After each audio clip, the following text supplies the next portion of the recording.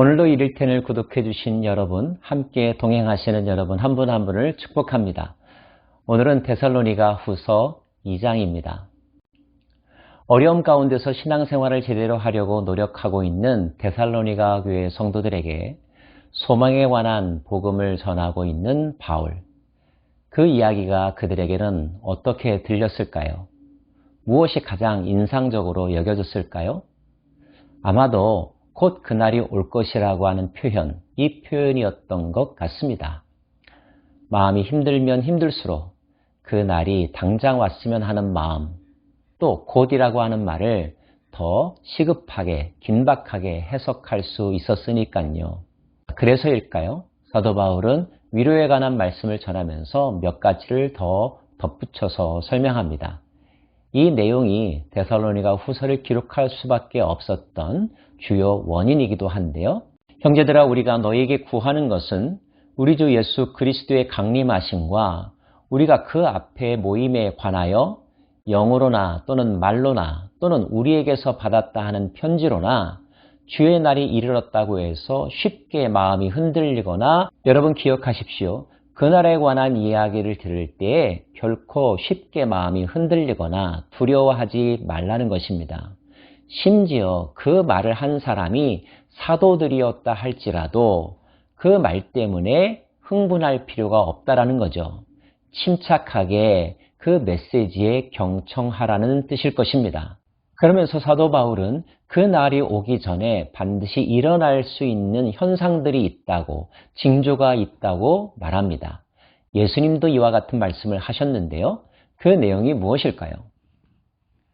누가 어떻게 하여도 너희가 미혹되지 말라. 먼저 배교하는 일이 있고 저 불법의 사람, 곧 멸망의 아들이 나타나기 전에는 그날이 이르지 아니하리니 그는 대적하는 자라 신이라 불리는 모든 것과 숭배함을 받는 것에 대항하여 그 위에 자기를 높이고 하나님의 성전에 앉아 자기를 하나님이라고 내세우느니라.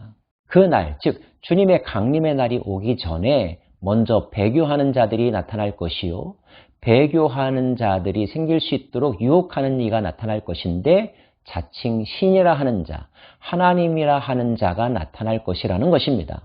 현실이 너무너무 어려워 구원의 날을 소망하는 자들에게 하나님이라 일컫는 자가 나타난다면 다들 거기에 마음을 빼앗기겠죠. 그리고 그 하나님이라 일컫는 자의 편에 서기를, 그 하나님이라 일컫는 자에 의하여서 자신의 상황이 나아지기를 소망하는 마음들이 누구에게나 있을 것입니다. 그런데 이것이 바로 함정이라는 것입니다. 그는 진짜가 아니며 오히려 회방자이며 많은 사람으로 하여금 참되신 하나님을 보지 못하게 만드는 사단의 아들이라는 거죠.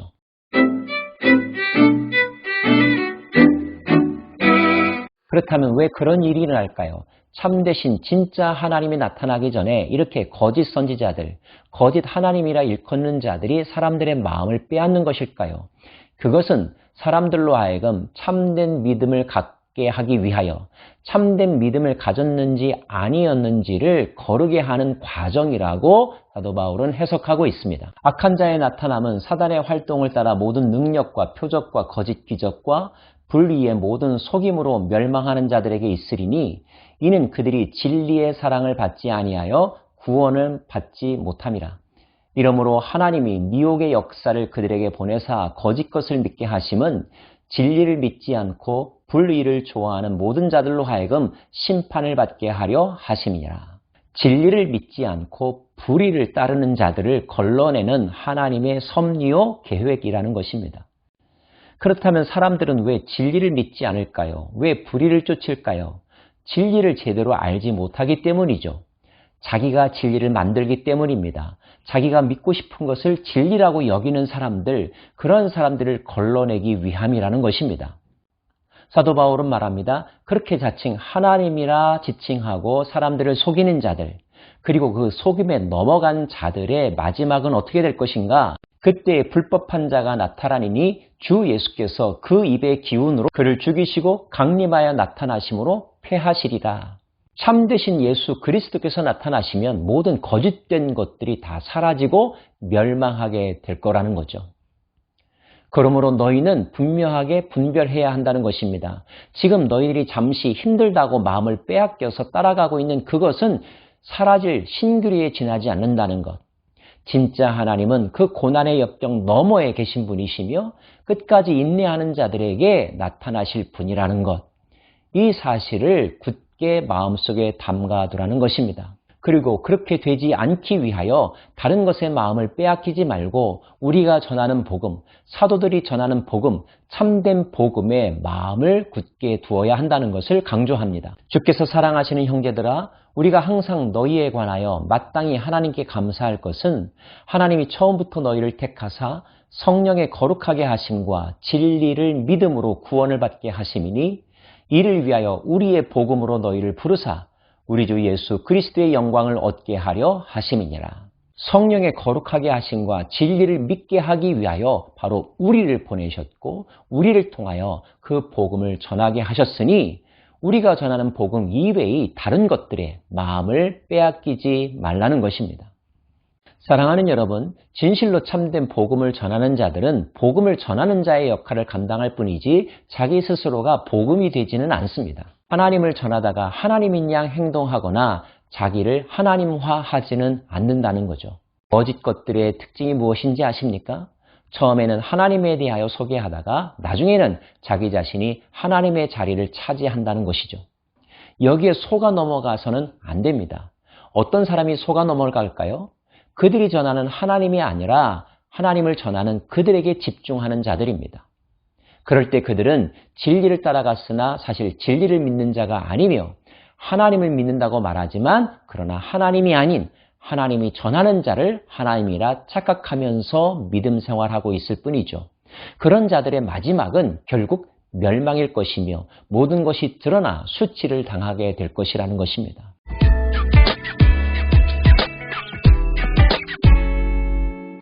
그러면 왜 이런 현상들이 생겨날까요? 그것은 자신의 고난을 빨리 벗어나고자 하는 조바심이 그런 착오와 판단력의 상실을 불러일으킨다는 것을 우리는 기억해야 합니다. 반대로 그런 함정에 빠지지 않으려면 어떤 태도를 가져야 될까요? 지금 내가 겪고 있는 고난에 대하여 벗어나는 것만 생각하지 말고 고난을 견뎌내는 것, 고난 속에서도 하나님의 말씀, 하나님이 기뻐하시는 삶을 사는데 집중해야 한다는 것을 사도 바울은 우리들에게 말해주고 있는 것입니다. 사랑하는 여러분, 조바심이 우리로 하여금 분별력을 잃게 만듭니다. 그리고 그 조바심은 빨리 이 상황을 벗어나고자 하는 마음에서 비롯되죠. 거꾸로 생각하시길 바랍니다. 고난이 나에게 유익이라고, 그리고 나는 이 고난을 견뎌낼 수 있다고, 이 고난 속에서 나는 정금과 같이 단련되어 온전한 사람이 되어 간다고, 그러므로 이 고난은 나에게 필요하기도 한 것이라고 그 고난에 대한 해석을 다시 새롭게 해보십시오. 그러면 결코 여러분은 거짓에 속아 넘어가지 않을 것입니다. 여러분의 조급함을 이용하여 자신의 노예로 삼으려고 하는 사단의 계략이 결코 통하지 않게 될 것입니다. 그 어느 때보다도 주님 다시 오실 날을 기다릴 수밖에 없는 요즘의 상황입니다. 그럼에도 불구하고 사랑하는 여러분, 주님의 다시 오실 그날보다 지금 현재의 삶 속에서 내가 주님이 기뻐하시는 삶을 살아가고 있는가, 여기에 집중하시기를 바랍니다. 그럴 때 우리는 유혹을 이겨낼 수 있으며 고난도 이겨낼 수 있을 것입니다. 우리 모두 승리의 그날에 승리의 주인공들이 되는 저와 여러분 되기를 간절히 바랍니다. 기도하겠습니다. 하나님, 성경이 우리에게 그날에 대하여, 주님의 강림의 날에 대하여 이야기하고 있는 본래 취지를 잘 해석하게 하여 주옵시고 우리의 마음이 진리에 대한 믿음에 굳게 서서 어떠한 유혹과 두려움도 이겨내게 하여 주옵소서. 예수님 이름으로 기도합니다. 아멘.